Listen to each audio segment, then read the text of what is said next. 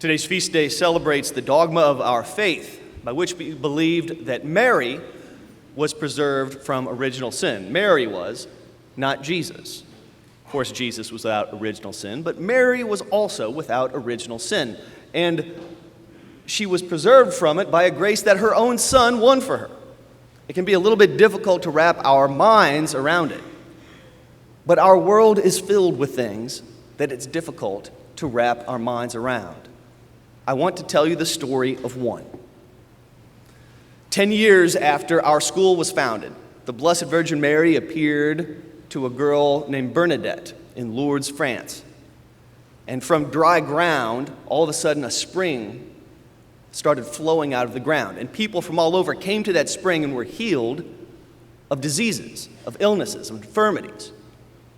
I want to tell you the story of one man, John Trainer, who came to Lourdes asking for healing, because it was here at Lourdes that Mary said to St. Bernadette, "I am the Immaculate Conception." Trainer was a soldier in World War I, and he was a tough guy. Shrapnel to the head did not take him down.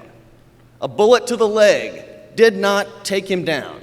It wasn't until the Battle of Gallipoli, when he was sprayed with machine gun fire, and a bullet was lodged in his clavicle, that he finally succumbed to the stresses of war. As a result of which, his right arm was paralyzed and the muscles atrophied. His legs were partially paralyzed, and he suffered up to 3 epileptic seizures a day. Doctors tried all sorts of surgeries, one of which left him with a hole in his head. You could see the man's brain from outside his body. But he heard in 1923, after years of being in this state, he heard of a pilgrimage going to Lourdes, and he said, "I want to go." The priest at the parish said, "No, John, you can't make the journey. You will die. You're too weak." He said, "No, I want to go." He had some money in reserve. He sold furniture from his house in order to raise the money to go to Lourdes. They told him along the way, "No, this man is going to die. Stop the train, stop the train. We're going to bring him to a hospital." They couldn't find one. They stopped the train again. "Get this man to a hospital." They couldn't find one. A third time, they tried bringing the man to the hospital, and for some unknown reason, there are no hospitals in France. So he made it all the way to Lourdes. While there, his nurses said, "Oh my goodness, you can't even take this man to the fountain to be bathed in it. He'll die along the way." He suffered seizures and hemorrhages as they tried taking him to the shrine.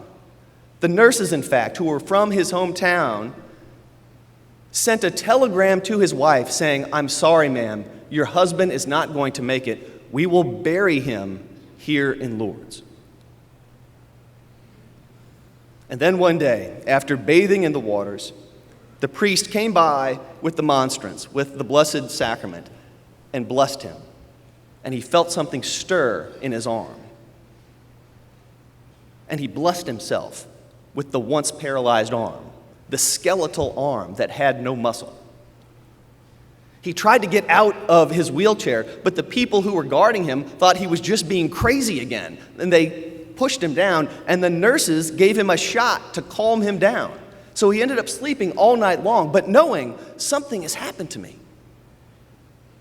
This man who was partially paralyzed, who they thought would die, got up the next morning, charged out of bed, ran past the guards of his room, and started running down the street. In fact, outran them to the shrine to say a prayer of thanks. But here's where it gets strange.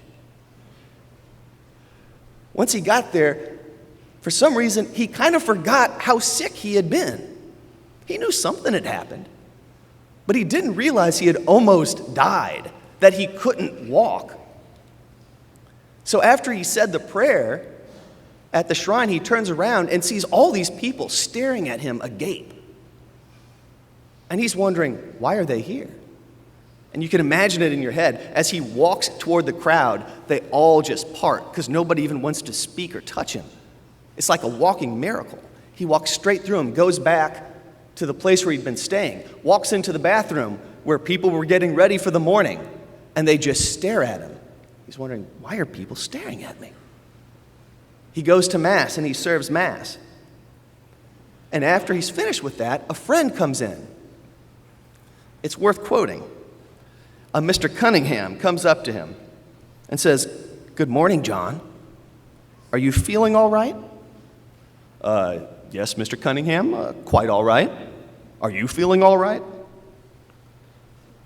By the way, what are all those people doing outside? They're there, Jack, because they are glad to see you. Well, it's nice of them, and I'm glad to see them, but I wish they'd leave me alone. He went to go see the priest who didn't want him to go on the trip. The priest takes one look at him walking around and breaks down into tears. Again, John is wondering, why are they making such a fuss? So he gets on the train to go back home to Liverpool. And on the train, the bishop comes to see him. And he sits down. And he asks for his blessing, and the bishop says, "No, John, you should bless me." He says, "Why?"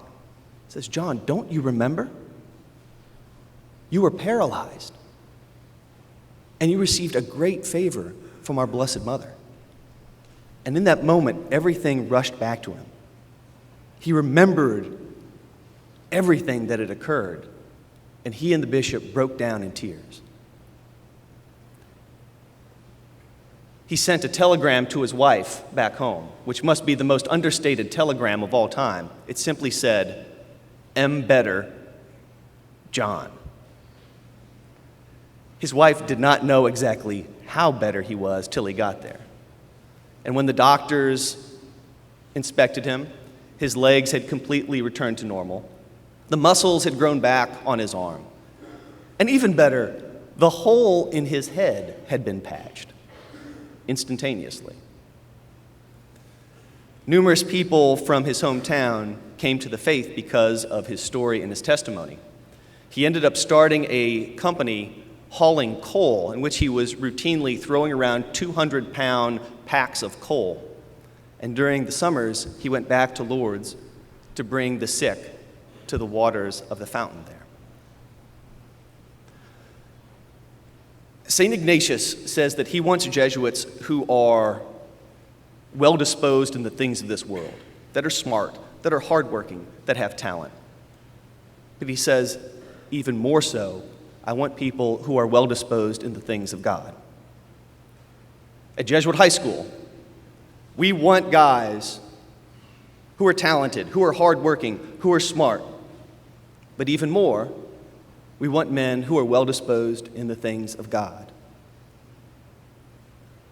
Much greater is the trust that you have that God is ultimately in control of this world.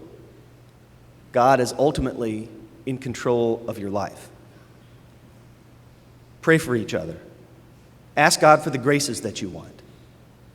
Take a chance on the fact that this world is much stranger than it seems at first shot.